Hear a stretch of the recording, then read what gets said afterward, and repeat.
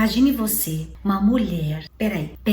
Imagine você encontrar uma mulher no meio do caminho, segurando uma tocha acesa na mão e na outra uma vasilha com água. Para quê? É essa a pergunta que fez o rei Luís da França para esta mulher. E ela respondeu: a tocha com fogo acesa é para abraçar o paraíso, e a vasilha com água é para apagar o fogo do inferno e fazer com que todos amem a Deus. Não pelo simples fato de ganhar o paraíso ou temer ainda o fogo do inferno. Não, porque Deus é digno de ser amado. Eu sou a Suzete Moura e quero compartilhar com você esse estudo, esse conhecimento. E é por isso que você deve se inscrever no nosso canal. Nos 2 vídeos passados nós vimos sobre a fé e a esperança. Tudo dentro do primeiro mandamento, olha só. E ainda tem mais, viu? Eu tive que dividir os vídeos. Aguenta aí, fica comigo até o final, anota, medite depois, para que você, além de ter conhecimento sobre a doutrina cristã católica, você vai poder fazer com certeza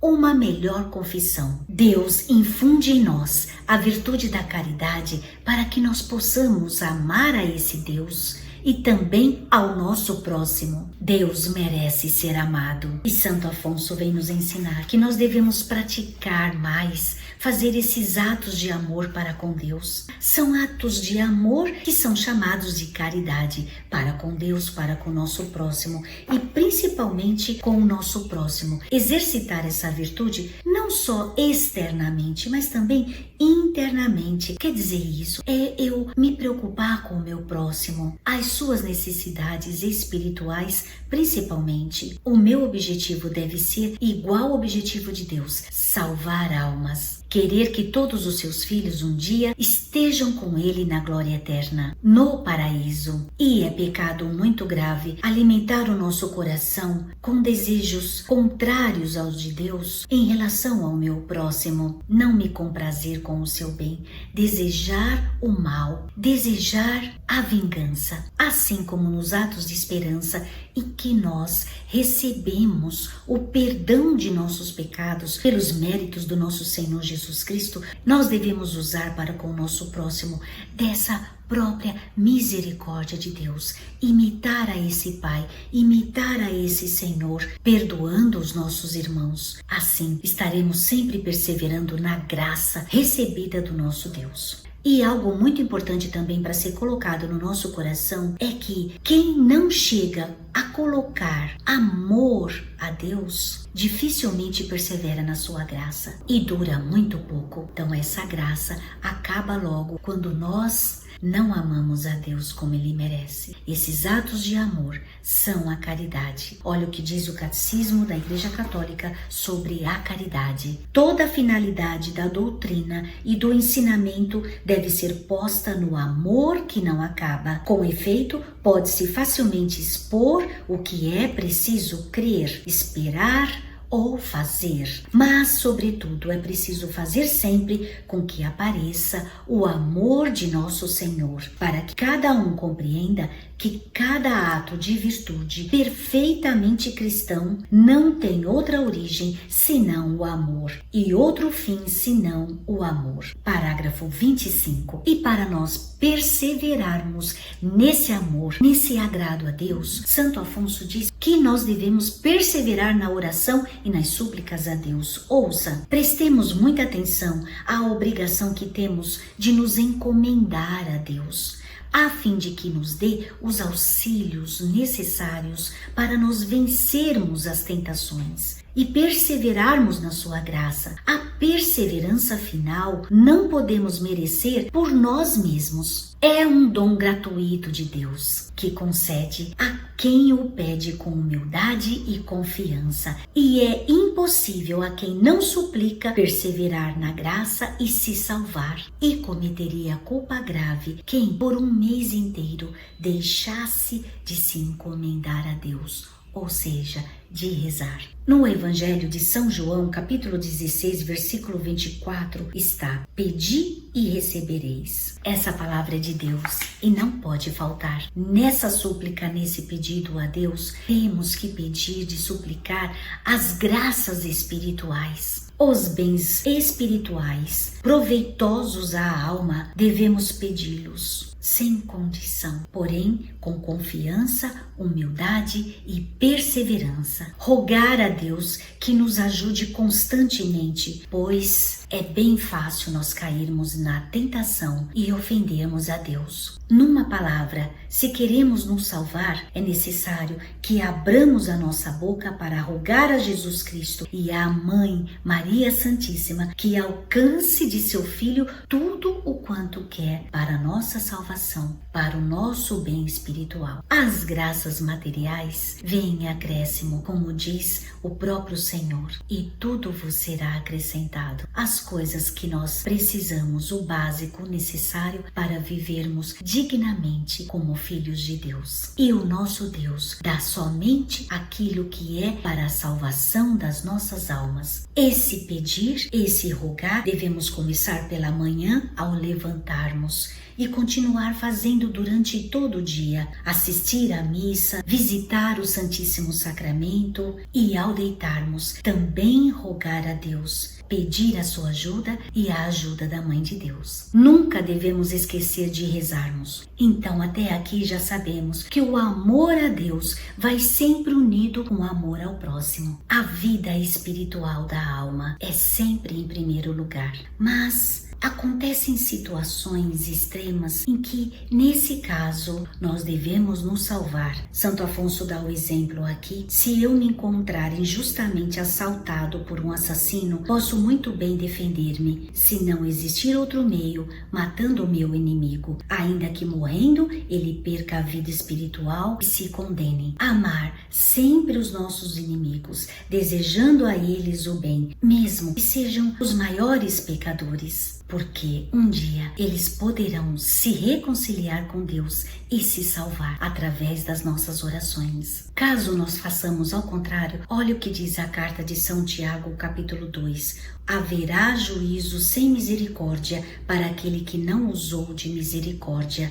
A misericórdia triunfa sobre o julgamento. Ou seja, tenhamos compaixão das pessoas, compaixão dos pecadores, compaixão daqueles que vivem afastados do amor de Deus. Devemos dar a benevolência que Deus daria para nós se nós a pedíssemos. Somos também obrigados a cumprimentar aqueles que nos ofendem, que fizeram alguma injúria contra nós, alguma ofensa. Outra prática é a esmola. Ouça o que diz o Evangelho de São Lucas, capítulo 11, versículo 41. Dai antes em esmola o que possuís, e todas as coisas vos serão limpas. Esse é o mandamento de Jesus Cristo. Então, quando o pobre se encontrar em extrema necessidade, somos obrigados a socorrê-los com os nossos bens materiais, porque a esmola livra-nos da morte. Ela apaga os pecados e faz encontrar a misericórdia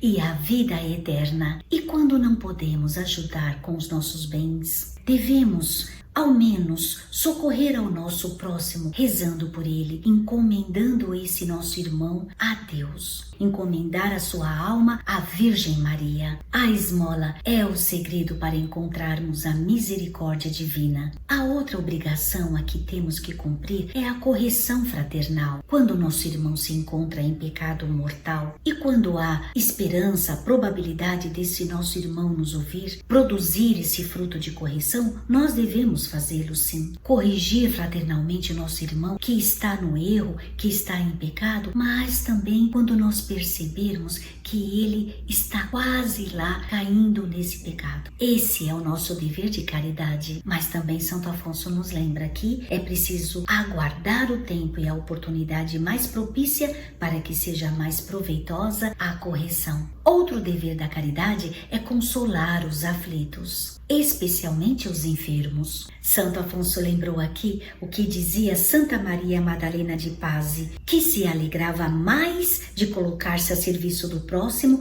do que estar em êxtase unida a Deus. Ela dizia: quando eu me encontro em êxtase, Deus me ajuda. Porém, quando me ocupo em socorrer o meu próximo, eu ajudo a Deus. O outro dever de cumprir a caridade é dar bom exemplo e não escandalizar o próximo. Ou seja, quando eu faço o meu irmão pecar, com intencionalidade ou sem, eu cometo falta grave. É pecado mortal. O verdadeiro escândalo é aquele que dão as pessoas que, como se costuma dizer, levam e trazem. Ouvem que alguém fala mal de outro e no mesmo instante correm para contá-lo. E a partir disso nascem ódios e brigas. De todos esses pecados que se ocasionam, ofenderão os fofoqueiros a Deus pelo escândalo que causaram. Lembrai-vos a respeito disso o belo recado do Espírito Santo. Ouviste uma palavra contra o teu próximo? Abafa-a dentro de ti. Fica seguro de que ela não te fará morrer.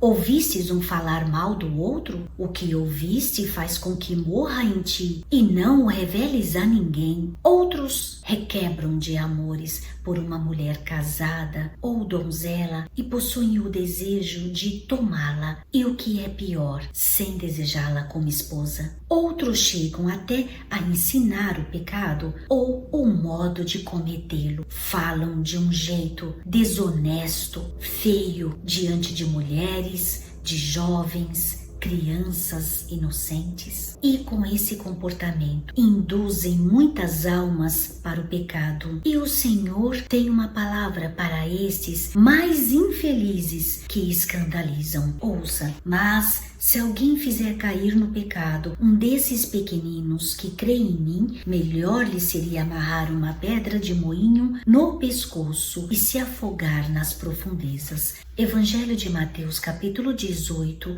versículo 6. Que esperança de vida haveria para aquele que fosse jogado no mar com uma pedra de moinho amarrada ao pescoço? Nenhuma. Diz São Crisóstomo que antes compadecesse o Senhor outros pecados mais graves que o pecado do escândalo. Veja bem. Além disso, diz o Senhor: não contente tu de ofender-me, quereis também arrastar outros a que me ofendam? Pecam também por escândalo aquelas mulheres imodestas que levam descobertos os peitos ou as pernas, os que recitam histórias indecentes, imorais, e também aqueles que as escrevem, os pintores que fazem figuras obscenas, pais, chefes de família que consentem as pinturas entrarem nas suas casas como enfeites. E ainda mais, pecam os pais que falam obscenidades,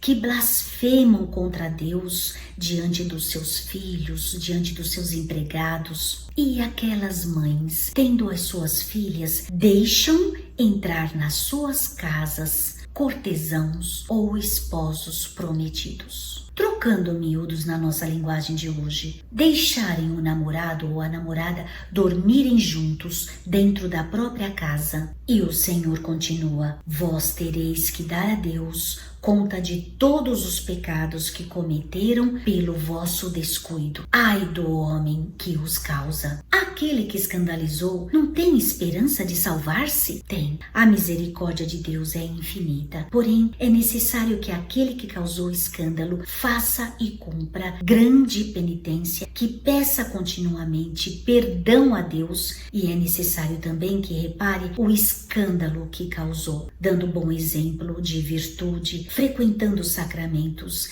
e levando uma vida sinceramente devota. E no próximo vídeo vou falar com você a respeito dos pecados contra a religião. Comenta aqui para mim se você está gostando desse conteúdo. Compartilhe esse conhecimento e não deixe de se inscrever no nosso canal se você ainda não é inscrito. Que os sagrados corações de Jesus e de Maria te abençoe muito. Peçamos aos sagrados corações que nos dê a perseverança necessária para nós percorrermos esse caminho da vontade de Deus na nossa vida. Que nós abracemos a nossa fé, amemos a nossa Santa Igreja e busquemos sem cessar as graças necessárias para carregar as nossas cruzes. e sermos exemplos na vida de alguém e fazer a diferença nessa vida para que essa vida seja salva por intermédio da misericórdia divina. Te vejo no próximo vídeo, se Deus quiser. Aos Sagrados Corações de Jesus e de Maria, toda a honra e toda a glória, agora e para sempre. Amém.